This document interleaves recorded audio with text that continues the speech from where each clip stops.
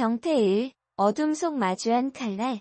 자네의 말대로 운명을 향해 가고 있는 중이야. 그러니 부디 지금은 나를 놓쳐줘. 두 세계를 바로잡기 위해 거대한 운명의 한가운데로 떠나는 이곤. 이곤과의 기약 없는 재회를 묵묵히 기다리며 수사에 박차를 가하는 태일. 그렇게 사랑하는 사람의 생사조차 알 수 없는 잔인한 시간이 흘러가던 어느 날, 태일은 그토록 보고 싶던 이곤을 마주하게 된다. 현재가 아닌 또 다른 시간 속에서. 종영까지 단 3회만을 앞둔 더킹 영원의 군주 속에서 결말과 관련된 다양한 떡밥들이 대두되며 이목을 집중시키고 있다. SBS 금토 드라마 더킹 영원의 군주는 차원의 문을 닫으려는 이과형, 대한제국 황제 이곤과 누군가의 사랑을 지키려는 문과형 대한민국 형사 정태일이 두 세계를 넘나드는 공조를 통해 그리는 평행세계 판타지 로맨스다. 지금껏 본 적 없는 세계관을 그리며 각별한 호응을 얻고, 무엇보다 지난 13회에서 이곤은 차원의 문 안에 공간의 축만 아닌 시간의 축도 존재할 거라 추측. 25년 전 영모의 방으로 돌아가 이름이 만파식적의 반을 차지하는 것을 가로막을 계획을 세웠다. 하지만 대한제국으로 떠나기 전 정태일과 똑같은 얼굴에 루나에 의해 피습을 당한 후 쓰러지면서 위기에 빠졌던 더욱이 루나가 가진 정태일의 새 신분증과 자신이 입고 있는 검은 옷을 본 이곤은 영모의 밤에 자신을 구한 은인이 미래의 자신이었음을 깨달으며 충격을 받았다. 이와 관련 작두탄 예지력과 셜록급 추리력을 발산한 시청자들이 주목한 떡밥 추정 노트를 공개한다. 떡밥 추정 노트 1 루나가 쏘아올린 파란의 향기 지금 나 만나면 넌 죽어. 정태일과 얼굴은 같지만 대한민국 경찰이자 정의파 정태일과는 정반대의 삶을 사는 대한제국 범죄자 루나는 집도 절도 없는 지독한 쓸쓸함을 안고 살아갔다. 이때 이름이 가족사진과 신분증을 보여주며 루나의 심리를 자극, 정태일의 삶을 뺏을 것을 제안한 것. 루나는 정태일 집은 물론 신분증과 핸드폰을 쓰며 주변 사람들을 속였고, 정태일인 줄 알고 걱정하는 강신재에게 돌발 키스를 전하며 혼란함을 배가시켰다. 특히 대한민국으로 다시 돌아와 루나의 행보를 알아차린 정태일이 자신의 핸드폰을 쓰는 루나와 통화를 하며 지금 만날 것을 제안하자, 루나가 큰일 날 소리 하네. 지금 나 만나면 넌 죽어. 안 만나는 걸 감사해라고 답하면서 핏빛 파란을 예고했다. 13회의 마지막 장면에서 이곤을 독살하려고 했던 루나가 정태일에게는 어떤 습격을 가할지 두 사람의 만남에 관심이 집중되고 있다. 떡밥 추정 노트 2 강신재가 쏘아올린 반전 예고 양선 요양소 101호. 대한민국에서 대한제국 총리 구서령과 똑같이 생긴 구은하를 발견한 정태일은 미행까지 따라붙으며 추적에 나섰다. 이후 납치된 채 대한제국 황실에 머물던 정태일은 천둥이 치는 날 구서령에게서 이곤과 같은 표식을 발견하자 구서령이 평행세계를 넘은 것을 확신했다. 다시 대한민국으로 돌아온 정태일은 구은하의 실종신고를 접했고 의문에 휩싸인 양선 요양소에 다시 찾아 조사를 시작했다. 이때 정태일과 동행한 강신재를 보자 요양소 직원이 놀라는 모습이 포착되면서 심상치 않은 분위기를 보인 것.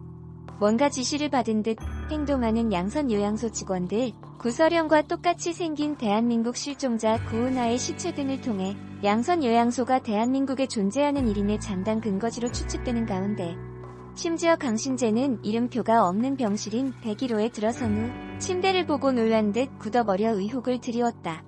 시청자들은 101호에 있는 환자는 누구일지, 본래 대한제국 사람인 강신재 캐릭터가 막판 극적인 변모를 일으킬지 궁금증을 쏟아내고 있다.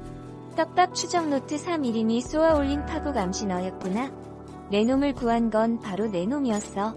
정태일이 눈에 띄지 말라며 선물해준 검은 옷을 입고 있던 이곤은 루나의 습격으로 정태일의 새 신분증을 손에 쥔 후 영모의 밤에서 자신을 구한 건 자기 자신이었음을 알게 됐다.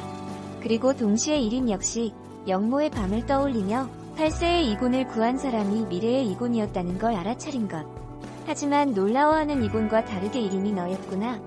내 놈을 구한 건 바로 내 놈이었어.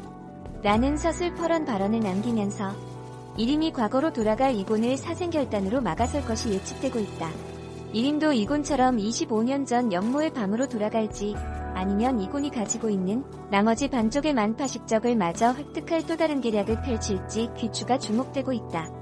제작사 화엔담 피처스는 영모의 밤에 어린 이곤을 구한 은인의 비밀이 밝혀진 후 만파식적을 손에 쥐기 위한 이곤과 이름의 극렬한 대립이 3회 동안 휘몰아친다라는 말과 함께 5일 방송되는 14회부터 3회 동안 결론을 향해 달려가는 어메이징한 스토리가 펼쳐진다. 끝까지 주목해달라고 전했다. 단 3회만이 남은 더 킹 영원의 군주 김고은과 김경남이 서슬퍼런 대립을 예고하는 처절한 사자후 투샷을 공개했다. SBS 금토 드라마 더 킹 영원의 군주는 차원의 문을 닫으려는 이과 형 대한제국 황제 이곤과 누군가의 사랑을 지키려는 문과 형 대한민국 형사 정태을이 두 세계를 넘나드는 공조를 통해 그리는 평행세계 판타지 로맨스다. 지난 13회에서 납치를 당해 대한제국으로 갔던 정태을은 다시 대한민국으로 돌아왔고 자신이 없는 사이 잠입한 대한제국 루나가 모두를 속였음을 알게 됐다.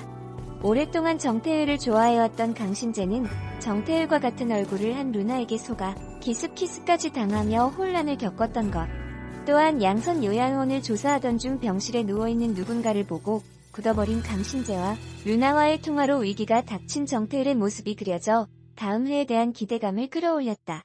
이와 관련 김고은과 김경남이 격한 감정이 북받쳐 오른 채 강렬하게 대립을 벌이는 처절 애원 투샷이 포착됐다. 극중 정태을과 강신재가 지축이 흔들릴 정도로 고성을 내지르며 극렬하게 대치하는 상황. 정태을은 눈물을 그렁거리며 강신재를 붙잡고 강신재는 매몰찬 표정으로 정태을을 외면한다. 이어 독한 마음을 먹은 듯 냉랭한 기운을 내뿜는 강신재. 결국 눈물샘을 폭발시킨 정태을이 거침없는 감정 삼중주를 펼친다. 과연 25년 전 영모의 밤을 향한 추적기가 가속 페달을 밟은 시점에서 두 사람이 격하게 대립하는 이유는 무엇인지, 찰떡 콤비였던 을제 듀오가 서로에게 등을 돌리게 될지 이목이 집중되고 있다. 김고은과 김경남의 을제 듀오 사자후 대립 장면은 지난 5월 중순 경기도 파주시에 위치한 건물 지하에서 촬영됐다. 김고은과 김경남은 때로는 친구 같고 때로는 가족 같은 정태을과 강신재의 관계가 변곡점을 맞이하는 중요한 촬영을 앞두고 차분하고 진지한 모습으로 등장했던 상태. 쾌활함을 잠시 접어둔 두 사람은 촬영을 준비하며 서 있는 자세 그대로 대본에 집중했고 두 사람의 몰입력에 현장은 숨소리까지 줄였다. 곧이어 본격적인 촬영이 시작되자 두 사람은 흡인력 짙은 연기력으로 순식간에 분위기를 장악했다. 제작사 화hen담 픽처스는 김고은과 김경남은 정태을과 강신재의 요동치는 감정의 변화와 색깔을 명확히 표현했다라며 단 3회만에 남긴 더 킹 영원의 군주 이번 주 방송본에서는 영모의 밤을 뒤집어 놓을 충격적인 반전과 거세진 서사가 몰아친다. 끝까지 지켜봐달라고 전했다.